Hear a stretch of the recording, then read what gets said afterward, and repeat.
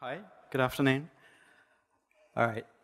Today we're going to talk about utilizing a technique called component testing to create fast, maybe ultra fast, but we'll see, but at least fast builds. So a little bit about me. So I work for ThoughtWorks. I'm a technical director at ThoughtWorks, but I have a long. So ThoughtWorks was founded on some of the ideas of extreme programming. So we are very, very, very serious about automated testing. I've been pair programming for probably about 12 years. I think my first day at ThoughtWorks, I started pair programming, and I've been doing that for a long time. Yeah, so let's see about ThoughtWorks here. So a little bit about the company, right? So we've been around since 1993. We're actually pretty bad at marketing ourselves. So a lot of times people know us more from kind of our innovations rather than the actual company. And that was kind of deliberate. We have a mission to sort of revolutionize IT and further technical excellence. So probably the ones you guys would know is obviously the Selenium logo. Does everybody use Selenium? Yeah, I'm guessing so. Or at some point you've used it. And then Cruise Control was actually one of the first CI servers, and that came out of ThoughtWorks. And a lot of the ideas behind Jenkins and things like that actually were started in Cruise Control. Since then, we've grown a lot. Some of the other things, maybe you might have read the Tech Radar that comes out every kind of quarter. It's our kind of opinion of the industry, and we have all these rings. So in the middle you have adopt, and the adopt ring is kind of like, if you pick this, you won't be fired, right? So in our last radar, we just added Cochran for server side in the adopt, and then, for example, we've got in the hold. We've got hold, trial, and assess. And all of that is based on it's based on actual real-world experience of tools. So some of the other things, I don't have it up here, but some of the other things you probably know about is continuous delivery. That was a book written by ThoughtWorks, building microservices. The concept of microservices came out from many, many people, but the original book was written by ThoughtWorks. And all these kind of concepts, microservices and CD, basically they all come from very big, screwed up projects that were not going very, very well, and we had to think about a lot of different innovations. The other thing I don't have up here is business behavior-driven development. That also came out around the same time as Selenium. Dan North was a ThoughtWorker. He wrote JBehave. Aslak was a ThoughtWorker. He wrote Cucumber. So we've had a lot of innovations about automated testing over our time. The other reason why most people know ThoughtWorks is Martin Fowler works for us. He's not our CTO, as most people think, but he's actually our chief scientist. And he's probably our biggest recruiter. Most people come through ThoughtWorks because they read Martin Fowler's blog. Cool.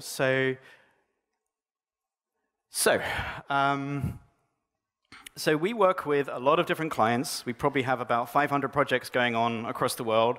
A lot of times they come to us, and probably, maybe especially sort of 5 years ago, companies are trying to start their automation journey, right? So they are trying to get better, at automated testing.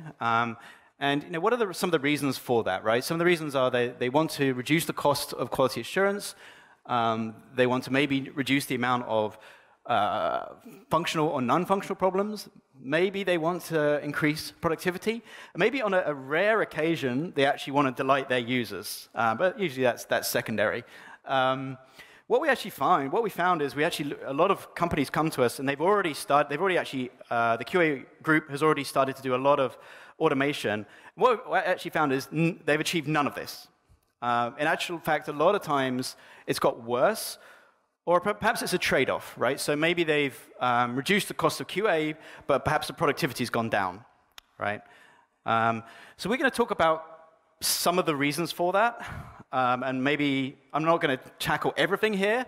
And there's plenty of talks at this conference that will help fix some of those problems. But let's talk about the problem a little bit more. So this is software design. This may be a dependency graph, maybe for some distributed systems, or maybe for some modules, something like that. Does this look like your architecture? Yeah? Maybe more like that? Yeah. I think this is a bit more realistic.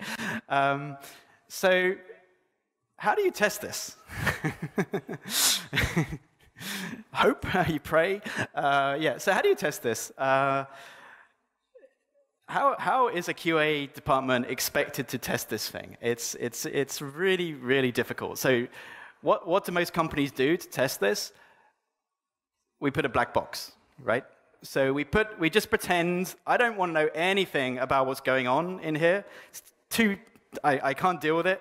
So all I'm going to do is I'm going to put a black box around it. And what I'm going to do is I'm going to test through an interface. So I'm going to test, usually that interface is the user interface, but maybe it could be through some other messaging protocol, or maybe through the database. But essentially, I'm treating it like a black box. And yep. So yep, as we saw here, so we write these sort of end-to-end tests, and you know, all our tests sort of run through that. So in the title of my talk, I mentioned ultra-fast builds, right? So why do we want to get to ultra-fast builds? So maybe I should just say here that obviously in this situation, if you write end-to-end tests, you know, we typically find that you're going to end up, if the majority of your testing is through an end-to-end test, you're going to find that your test suite is going to be very, very slow, right? So let's talk about, so typically in a journey, a team wants to become more productive. A lot of these stats are kind of proven things that, I don't know if anybody's seen the State of DevOps report, but there's sort of 4 key metrics that they use. One is lead time, so that's the sort of the time from check-in to actually being production ready. The mean time to recovery, the amount of failures, and there's one more which I've forgotten. But this is some of the things that, you know, when we're working with an organization and we're trying to do a transformation, these are like some of the metrics that we're actually going to start to move towards, right? So, you know, there's lots of things that we're going to do to actually, you know, improve that organization. So, for example, you know, dealing with things like making provisioning self-service, things like that. But a lot of things like a lot of these metrics will be affected by the build time and by the test suite time. So, for example, this one at the bottom here, right? So if I'm 5 minutes, it probably means that I've got a very long unit test or functional test run. You know, the check-in. 4 weeks is actually good. I've seen a lot worse in some places. You know, so if you've got a very slow build, I've seen sort of, you know, I've seen, I think actually, you know, probably 4weeks has created test suites that are 2 days, you know, or 2 hours and things like that. So let's talk about a quick example of a kind of a slow build pipeline. So this is kind of like what I would say is average. This is probably not the worst one we've seen, but maybe not a great one. And this is obviously fairly abstract, but you've got some sort of build testing pipeline. You've got some sort of build testing pipeline where, you know, we're running the unit tests, building the artifacts. That runs in about 30 minutes. I've then got a deployment pipeline that runs in about 15 minutes. And then, you know, I've got an end-to-end that's running in about 2 hours. So some of the other the other anti-patterns here is quite often what we see is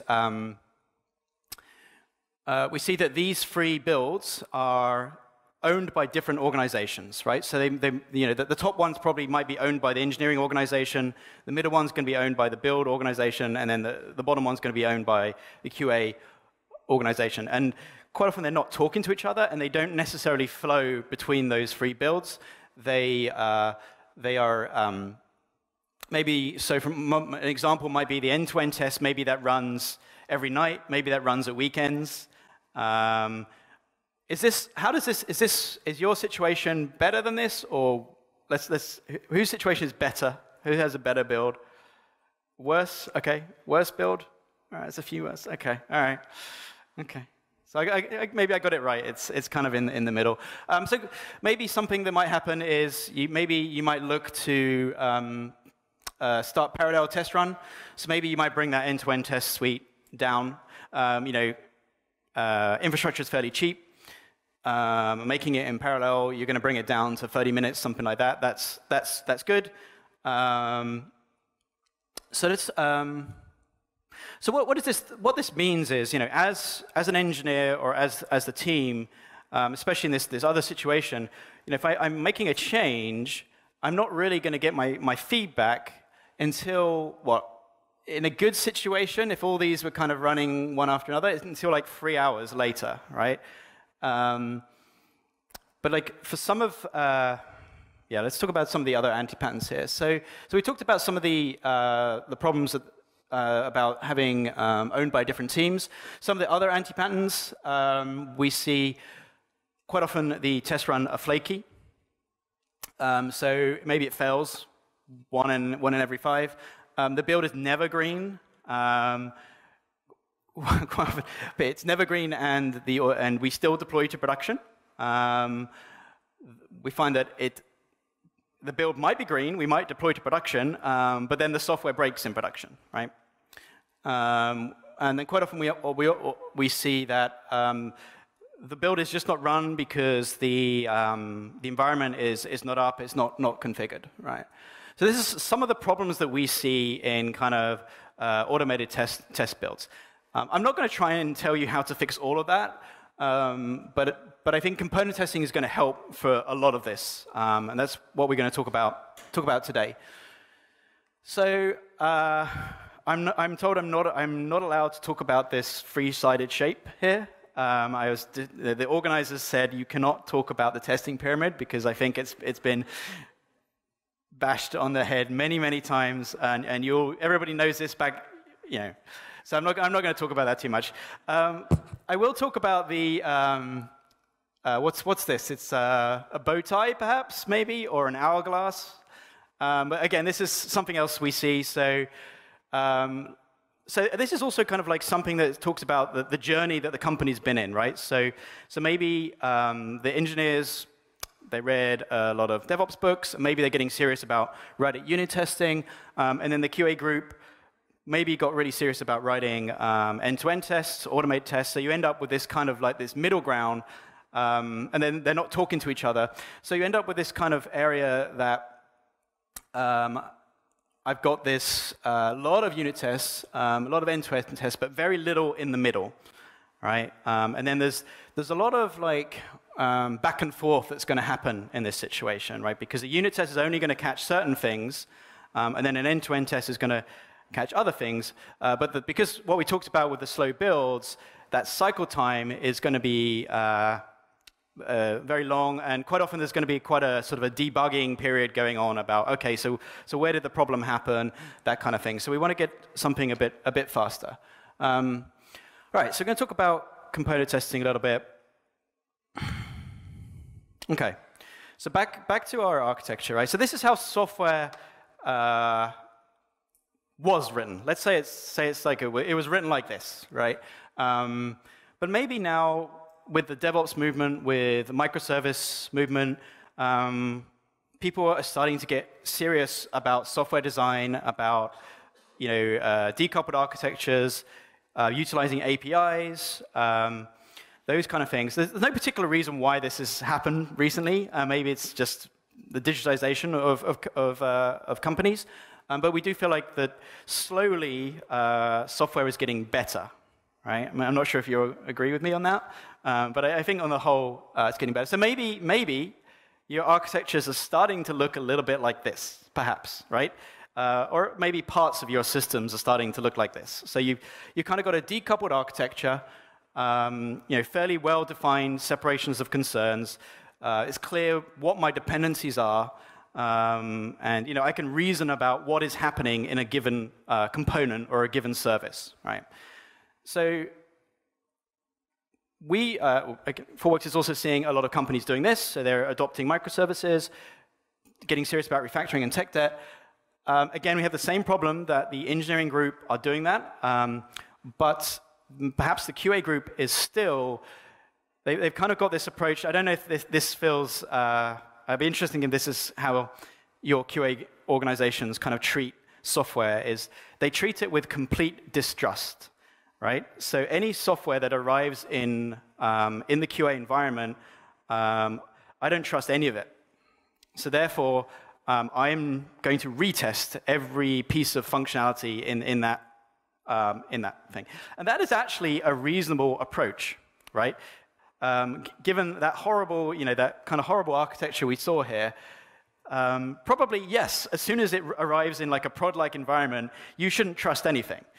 But now we're arriving at this area. Perhaps a better approach is for my QA group to say, actually, I trust that this component is well tested. I trust that this component is tested to a certain degree, and I don't need to retest everything. So if we start to take that, that trust, what does that mean for how you start to think about testing and how you start to think about how you structure your tests? So maybe we start to do something like this, right? So maybe what I'm actually, because I have this decoupled architecture, if I can write my tests around that component, and I can verify with a very high degree of certainty that it works, then perhaps I can get to a better approach for testing, right? A more deterministic approach, a test that doesn't rely on end-to-end testing, and an approach that's going to arrive that eventually I'm going to get a much faster feedback, and I'm going to improve the quality and the productivity of my organization through this approach. Okay, so this is very abstract, just some boxes. So let's talk about, so what is a component, right? So, I mean, you probably made the connection that a component is a microservice, but that's one example, right? But if you look at your architecture, there's probably other types of components. And there's really just sort of logical blocks of functionality where that's got a fairly well-defined API, a public API, and I can test the inputs and the outputs of that block of functionality. So some examples of it might be a module in code. Another example, like a data pipeline. So for example, the transformation stage of a data pipeline, that could be a good area for kind of component testing. Maybe you actually might want to treat a third-party service as a component, UI component. So especially with the adoption of kind of API-based systems where you have a framework such as React or Angular or Vue that is fairly decoupled, and it's getting their functionality from a REST API. That component can be, that UI layer can be component tested itself. And of course, a microservice. All right. So let's look a little bit about what typically goes wrong, right? So let's look at our test suite, or look at what kind of problems we might encounter. So I've called it, these are kind of environments, right? So you've got a development environment, like a local environment. So when code is pushed to a prod-like environment, that can be, you have many different names for all your environments. It can be, I don't know, like QA, UAT, staging, whatever you want to call it. So what are the types of problems we normally encounter? So typically, integration, right? So integration between systems is quite often broken. Usually data is the biggest thing. So usually the developer is working with a low-quality data set where they don't have all the different edge cases. So we often, maybe in my product-like environment, I'm working with a copy of production data, so I find a lot of kind of like edge data cases there. The biggest one is misunderstanding of requirements.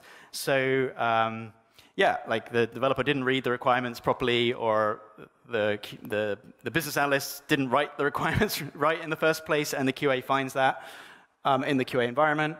And then what kind of problems do we encounter in production? Probably more edge cases, because there's probably still some other data things. Maybe we actually, we wrote this functionality, but perhaps it actually, we hadn't done our research correctly, and perhaps the user is unsatisfied. Configuration problems, that's very typical. So that would happen in both prod and prod-like environments. That maybe a URL has been misconfigured, something like that. And then, of course, non-functional requirement problems. So things like availability, performance, security. Those are some of the things that will happen and that we'll encounter. So the way that we like to think about it is, well, how do I you've probably heard this phrase many times of shifting the testing left, right? But yeah, I'll say it again. So yeah, so we want to shift everything left as much as possible, and find those problems where it's cheap. So if we look at the types of testing, so maybe the approach I might want to take is I'm going to test all my functionality in a component test. I'm going to do all my edge cases in my component testing. So that means I'm going to have to get very serious about creating a good data set. But what I'm actually going to use end-to-end testing for, purely, all I'm going to do is I'm going to make sure that components can talk to each other. And perhaps I'm going to do some critical path testing, because there's always going to be some kind of functionality that you cannot break, because your company will go out of business if you break this functionality. So, for example, on an e-commerce site, you do not want to break the checkout, right, or the payment. So you probably want to test that critical path. Of course, there's some configuration stuff happening, probably in both areas, that we want to make sure it's configured correctly. So this is where you might think about what types of testing or what types of problems I'm trying to find in each type of test. Of course, there's more. It's more complicated than this. As a company matures, you may actually find better ways of finding of configuration problems. For example, smoke tests, health checks, all those kind of things, like testing in production. So you may not actually even do that in an end-to-end test either. All right, let's talk about a component. So what actually is it? So as I've kind of alluded to, it's a thing. So it's not a unit. A unit is a class. It's a small amount of code, but it's a series of units talking to each other, and it's creating some kind of behavior, right? Some kind of functionality or capability that is useful for my system, right? So it's going to look a bit like this. So it's some code. I don't exactly know how much code. It could be 10,000 lines of code. It could be 1,000 lines of code, something like that. It's going to interact with a database. It's going to interact with some I/O.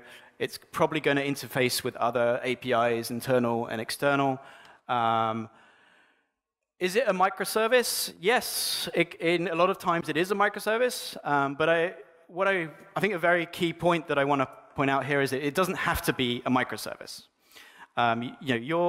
If you've got a decoupled architecture, your components, your services actually might be inside of my monolith, right? If you've created it very well. We actually work with a lot of companies that haven't decided to go to microservices, right? I think there's this kind of idea that in order to get to continuous delivery, you have to do microservices. But I work with a company that has 6 million lines of code, and they push to production like 20 times a day. And they have 10 million users. And they've done that by having a decoupled architecture, but a decoupled architecture within the monolith, and thinking about how to test this stuff. So anyway, I'm going to get a bit deeper into this as we go. I feel like at the moment this is the abstract part of the presentation, but we're slowly going to come down. We're going to see some code eventually as well. All right, so how do you test a component? So a typical way is you test it externally, right? So I test through an API. And then you may decide to. It's kind of a decision. There's sort of two ways of doing it, right? I can either decide to have it integrated with the file system and a database. I might have it integrated with certain APIs, or I might decide to stub all that out. That decision is kind of based on where you are in your journey, how much kind of where the slow points are in your test build, how much effort you want to put into introducing stubs and things like that, because there is a lot of overhead associated with that. A good place that I like to think about to start is with a component is with all the stuff that my team controls, I will be integrated with all that stuff. So APIs that my team controls, I will probably be integrated with that. But external APIs that another team controls, I would probably stub that out to begin with. That was probably how I would start with my component. So it would, my test would be through the API. I would be connecting to a database, connecting to the file system, and connecting to those internal APIs. So that's. But another approach is if I want to make it even faster, what I'm going to do is again I could stub using service virtualization.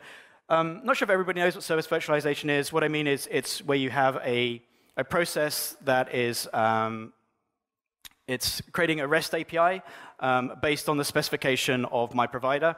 So maybe you've used WireMock or Montebank, something like that. But it's an external API that's mocking it up. But I could also use in-memory stubs, right? So this is how I might do it in process.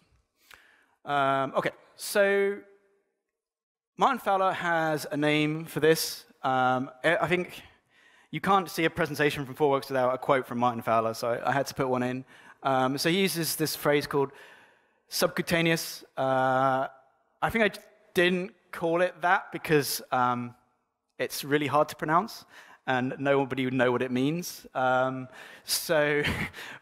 I think it's a term from biology or something like that. But it means testing just under the skin, right? So if you think about this kind of in-process test, that's kind of what you would do, right? So in this situation, probably what I'm doing is I'm testing. I could be testing through a controller, but probably more likely I'm testing into my domain model. I'm going to show some examples of that, but it's testing under the skin. Okay. So I'm going to show a quick example. So of course, every presentation needs a contrived example. So this is my contrived example. So this is, ignore my fantastic user interface, but it's a system that has a bunch of logic in it. So it's a system that essentially is a bunch of business logic. I'm putting in some parameters through my user interface. It's doing some calculations, talking to a database, and giving me a charge. Right? I'm sure you've created systems like this. So this is my kind of contrived example. So I'm selecting my service, how long I want that service for, which region I'm in. I'm submitting that, I'm getting my charge back. So you can imagine a bunch of databases, a bunch of weird rules, that kind of stuff. There's probably, obviously there's going to be some AJAX involved here, so that thing at the bottom there, that's actually responding in AJAX. So it's going to come back. This is the architecture for it. So my front end is written in React. My kind of aggregation layer, BFF, is back end for front end. It's a pattern you can read about. Essentially, it's for aggregating for your device. So it's creating the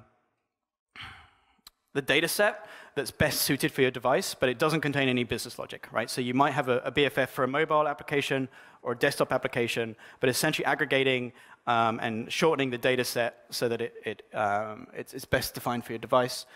You could also use GraphQL or something in that middle layer. And then I've got some services. So one example might be a charge service.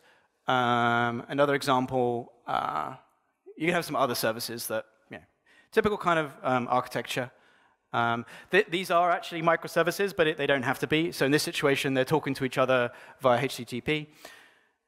So to begin with, I'm actually writing a end-to-end test. So we're going to take a quick look at that. So this is maybe an example of an end-to-end test. Please do not criticize my code. I'm just putting this up here it's easier to show some code than try to do everything abstract. But this is not best practice Selenium test writing. I'm not using the page pattern, so someone needs to tell me off. And clearly, I've got a bunch of my selectors are not the best in the world. So don't copy my code. This is not a good example, but directionally it's fine. But what I wanted to show is, so if I was end-to-end testing that functionality, it might look something like this, right? So I'm putting all my, filling in my form, hitting a button, waiting for that result to come back, and then making sure it's the right thing. This is written in Node using Selenium WebDriver, and it runs in about a second. I think you can probably get it running in like 800 milliseconds if it's super fast. Probably on a build server is going to be a bit slower, but on my laptop it will run in about a second and a half, something like that. Okay, a quick aside. ThoughtWorks at the moment is creating a open source library called Tycho. Its version 1 is about to be released. It is a Fluent API that is designed for actually making those end-to-end tests a little easier to write, less brittle. And you can see the difference with it is I don't really have any selectors. It's selectorless. So what I'm actually using is what is displayed. So these are actually the labels that are being displayed. And you can see sort of you've got that. Okay, that third one is definitely wrong. It should say write 12 into that input. But you see, it found that input by what's next to it in the display. So this is actually for black box testing. But it's kind of a good library that makes it's a lot less code. The other thing about it is you don't have to do any of the kind of like the weights. You don't have to do any. It does that under the covers. As I said, version 1 is coming out. It's going to probably allow you to write less brittle testing. It's written in Node, and I like it. So take a look at Tycho.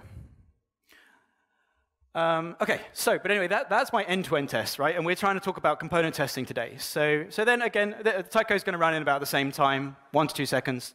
But this functionality, like, okay, there's a form there, but really most of the functionality, most of the business logic is actually in the service, right? So what am I going to do? So one approach, I could just write a little sort of end-to-end test. A little component test where I'm actually testing the charge service. And again, it's actually basically the same functionality. So I'm testing that business functionality, but I don't need to retest the form, right? What happened there? But the big point of this, I mean, this code is trivial. You know how to write this kind of test. It's easy. This is using chai HTTP, but you could write this using rest assured. You could write this in a BDD framework. But the point is it runs in about 50 milliseconds, right? As opposed to this guy that was running in like a second, something like that. So so I'm going to get a lot of faster feedback based on that type of test. So let's move a bit further. So maybe I actually want to move. I actually want to create a. I want to create an even faster test. So maybe I actually want to create an in-process test. So this is terrible code again, but I wanted just to show you an example. So this would be my application server. So I've written an API, and it's calling into my charge service, right? So the real point I wanted to make here is I don't know if you look at your applications, some of the anti-pattern you might see is you have business logic everywhere, right? So an anti-pattern that we see a lot is fat controllers. If you're trying to make your application testable, a good approach is to make sure that all my logic is encapsulated in a module, something like that. So a good way of doing that is actually using a service abstraction, right? So if you follow domain-driven design, there's this idea of an application service, right? And the idea of an application service is that it's an interface into my business logic, into my business domain. So if your engineers and your QA team decides to standardize on a pattern like this, the real advantages of this is that all my business logic is now encapsulated. And what that means is I've made it much more testable. So now as a QA group, I've got an entry point, right? Because I have that charged service, I can write a test around that charged service. I'm not going to, if I look at my application, some of my services are probably going to be very small, but some of them might be very, very complicated and represent a lot of business logic. And that's where I'm going to work with my engineering group to try to find those areas where I can, write those kind of component-based tests. Because there might be like 20,000 lines behind this charge service if it's very, very complicated. And really, that's where I want to come in and write that. But again, this is the test for it. But it's testing the same functionality as that first test we saw, right? It's testing basically the same functionality as that kind of end-to-end test. But it's going to be a lot faster, right? So in this situation, it's in process. It's in process. In process, and it's running a lot faster. So this is again using chai. This is actually written in TypeScript. I've got a mix of JavaScript and TypeScript, and it's calling the charge service. And again, I'm expecting that the price. So it's testing the business logic, right? But it's really doing what I wanted to do in that end-to-end test, but it's doing it much cheaper. In this situation, clearly dependencies and config. So another good pattern, obviously, is so if I'm following dependency injection, those dependencies. I've got two options here. They can be real dependencies. So if I want to use the real database, I want to use real I/O, I can use that. Or I might use stub versions. It's kind of up to me. Right. So we just talked through sort of out of process and in process and end-to-end testing. So let's talk about the advantages and disadvantages, right? So an out of process test or an in process test, it's going to be the fastest. It's going to be very deterministic. There's no real asynchronous behavior going on. But it doesn't test all the code, right? There's going to be some parts. So if you looked at that kind of Express app that I was writing, there's going to be some parts of code that isn't tested, right? There's going to be some wiring up.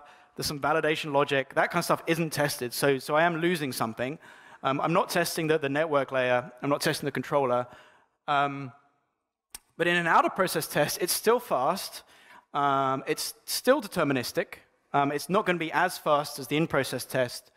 But what I'm probably doing is I'm retesting the same logic over and over again, right? Do I need to test that my Spring library really does what it's meant to do, or test my Express libraries over and over again? I probably don't. So I'm retesting the network layer. And again, like how you should approach this is you probably would start with an out-of-process test, and then as your build becomes slower and more flaky and things like that, I might start to intentionally decide where I want to move to an in-process. Okay. So this is maybe a more advanced kind of build. This is kind of an example of maybe a best practice build where, what are some of the differences from what we saw earlier. What's happening there? Because my laptop didn't go off. So what's happening there is, again, check out build. So ideally, my unit test can run in parallel. So I can have multiple workers running them in parallel. I'm going to have some linting, could also run in parallel. Probably my test coverage is in the wrong place, actually. But then the other thing is my in-process tests can also run in parallel. I can shard them, I can partition them, so they can run on multiple workers. Deploy the application in the same way. My end-to-end tests, again, now there's a lot less of them. But I still need some. They can still run in parallel. And then again, my out-of-process tests they're going to run in parallel. So this is going to be a lot faster. It's going to be less flaky. It's going to be much more deterministic. Just to give you an example, so the client I was talking about that has 4 million, 6 million lines of code, their check-in process to go from check-in to production, including manual testing, is 30 minutes. Their build runs in 7 minutes, but it runs on about 70 workers. So they've sharded it because of that isolation, because all the unit tests are isolated, because all the in-process tests are isolated. They've been able to do that. I'm not going to say that's exactly best practice, because I'm going to talk about some techniques to make that better. But some of the points are that they've invested on making in that testing approach, and being able to run tests in parallel means that you don't necessarily have to go to microservices and get the big overhead that comes with that. Okay, so all right. So one of the problems that a QA organization is going to have is I don't have any entry points, right? So especially if I'm quite siloed, how do I write these kind of component-based tests when all the kind of all I know about is my external API, right? So how do I find those entry points? So the first part is like I find that sometimes this kind of like there's they put the blinkers on and pretend not to understand what the application does. But I think the first part is like really look at what your application does, and it's not necessarily about how the information is presented, but what is the capabilities of that system. So really understanding what is the main functionality that my system is doing, and really understanding that. So in my charge app, my charge system, there's a form, but the main functionality is calculating charges, right? The business logic there, and that capability. That's a good place for me to start to think about where I might want to put my entry point for testing. Where is my system the most complex, right? So I can do this by looking at the code. I can talk to my engineers. Probably where the most complexity is, that's probably where I might want to start thinking about putting a component in. Strange and novel kind of idea here. Talking to your engineers in the business to find it. If you're not familiar with domain-driven design, this is a really good way of start to think about what is the business domain of my application, and using some of those techniques there, really start to think about what is the capabilities that I'm trying to provide to my business, and that'll give you areas to think about where you might want to test. As I said, the concept I talked about earlier of an application service is a first-class citizen in domain-driven design, and that's a really good place for you to actually write tests. Okay, so I'm running out of time, so I'm going to have to speed up a little bit, but we're getting a little bit more advanced as we go through this. So I alluded to it earlier.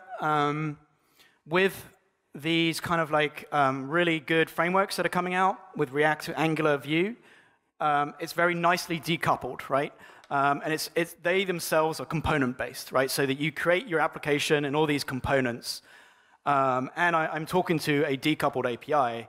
So what's really great about that is it provides, that by itself, that provides entry points for me to write my tests, right? So one typical way to write, to test a React layer is my front-end team, what they might do is they might mock up my back-end APIs using YMock or Montebank. And then my front-end team, they can have their own build. They can run all my tests on my React layer. And I don't have to do that through a Selenium test or something like that. Well, sorry, in this situation, it would be a Selenium test, but it would be going through using a mocked-up service. But the other way you can do this, and we're getting into like fairly advanced stuff here, so again, I wouldn't recommend starting with this approach.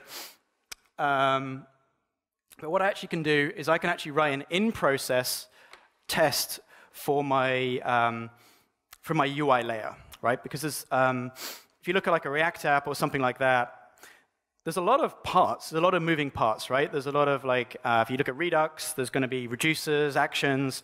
There's a lot of like stuff that has to be wired together, and making sure that's wired together correctly and is actually doing the right functionality is important. But you don't have to do that through a Selenium test. You can actually do that. You can do that through an in-process test. I'm going to make the code available so you don't have to memorize this, because I appreciate we're going pretty fast here.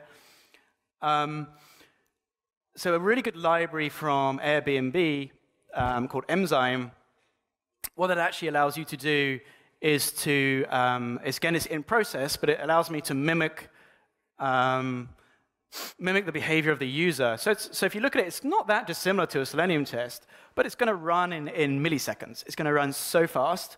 Again, same sort of thing. So I'm using a in-process mock to mock up my API, but I'm creating my charge calculator, which in my situation, the charge calculator is the whole application. And again, I'm just setting some of the inputs. I'm submitting, and then I'm making sure that the result is coming back correctly. It's all good. So it's really testing, and because the thing with React is like you don't previously you had to do you had to kind of do a lot of like making sure that my jQuery or whatever is interacting with the DOM correctly. But I don't really have to do that anymore because React just takes care of that for me. So that when Selenium was invented 15 years ago, right? 15 years ago we were dealing with we weren't even using jQuery and we were using IE6. Right? So you had to do a lot of end-to-end testing because that's the only way that I could possibly verify that it was working correctly. But now with these new libraries with React, like in most times, my interaction with the HTML, with the DOM, is just going to work. I don't need to retest that. So do something like this, as opposed to writing that Selenium test, it's going to get you that same level of confidence, but it's going to be a lot cheaper. As I say, I'll make this code available so you don't have to memorize it. I did want to point out there's a couple of weird things in there. There's this kind of like there's a couple of hacks you have to do. One because I didn't want to put this thing at the bottom where it's got flush all promises. I could have either done a polling and wait for that thing to respond, or I can actually just make because JavaScript works on one thread, I can basically say, wait for all the promises to finish, and then do the next thing. And then similarly, there's a bit of logic I have to do to actually mimic what the user's doing. But I'll make this code available so you don't have to take photos or whatever. OK, so I've got 10 minutes. I'm just going to touch on this briefly. We don't really have time to cover this properly. But one of the things, once you've got to the point where I have a nicely well decoupled architecture, in a service or in a microservice or in a monolith, I can reason about the dependencies, right? if I've got very good separation of concerns, I can have a build graph that kind of looks reasonable, that it's not this crazy mess. And what that allows me to do is I can then move on to a testing approach where when a developer makes a change, I don't retest everything. I just retest what I need to retest, because I can reason about, if I've changed this module, I have a fair, high degree of certainty that these other modules are not going to be affected, right? And that requires you've been very, very serious about technical debt. You've been very, very serious about decoupling my architecture. So in this situation, maybe if I change A, I only have to rebuild A and D, right? If I change my shared library, then everything has to be retested, right? If you've looked into some of these monorepo tools like Bazel, like Pants, well, there's one more which I've forgotten. They're based on this concept, right? So the concept of the monorepo is that your code is organized in components, and it creates a build graph, and therefore everything doesn't have to be rebuilt or retested. So again, having this idea of components means that I don't have to retest everything, and I'm going to get faster. So I did want to end up at something here, though, because I've kind of been talking from an architecture kind of QA engineering kind of aspect, but really, how did it end up like this, right? And it was, to be honest with you, it is something to do with that, but mostly it's about this, right? It's about culture. So I did want to say that, because often it's very easy to get obsessed with tools and techniques and things, but if you haven't figured out the cultural problems, you can't do a lot of this, right? Because some of the reasons why it ended up like this is essentially the engineers don't care about QA, and the QA don't care about engineering or architecture, right? That is probably the main reason why we end up with slow builds and bad testing, right? So you do have to fix that. So I did want to make sure I included that. All right, so I'm just going to talk about the rest. I think you've seen most of the important slides. So let's talk about culture. Biggest thing is, and you've heard this many, many times at other presentations, I'm sure there's been talks about it here. Quality is everybody's responsibility. Cross-functional teams, so embedding the QAs in the teams, working together, like thinking about testing strategy together, deliberately design your application to be testable. Like some of those things that I talked about, you could say it's because I wanted a decoupled architecture, but there's nothing wrong with saying, I am creating this architecture, I'm building these APIs because I want it to be testable, right? That is a valid reason for changing an architecture. Like, there's nothing wrong with redesigning and changing it because I want it to be testable, right? That is a requirement of my system. Right? And there's this kind of idea that sometimes you can't, as a tester, I can't change the code. You can change the code. I want, if it's going to make it better, it's going to make the quality higher. And by making the test more deterministic, I'm going to make the application better. I'm going to make the quality higher. I can change the code, right? So deliberately designing the application to be testable, to working with my engineers to make that code be testable. And then thinking about testing from day one, right? So QA engineers should be in those requirements meetings. They should be in the kickoffs. They should be, in the architecture designs. Those kind of things, right? So those are very important from a culture point of view. I could do a whole presentation on culture, but don't have time. And then continuous improvement, right? So a lot of what we're talking about here is, I talked about the maturity of the test suite, but a lot of that comes from continuous improvement. So in my retrospectives, I am thinking about how can I improve? Where am I deliberately going to, where am I deliberately, oh, wow, okay, came back, great.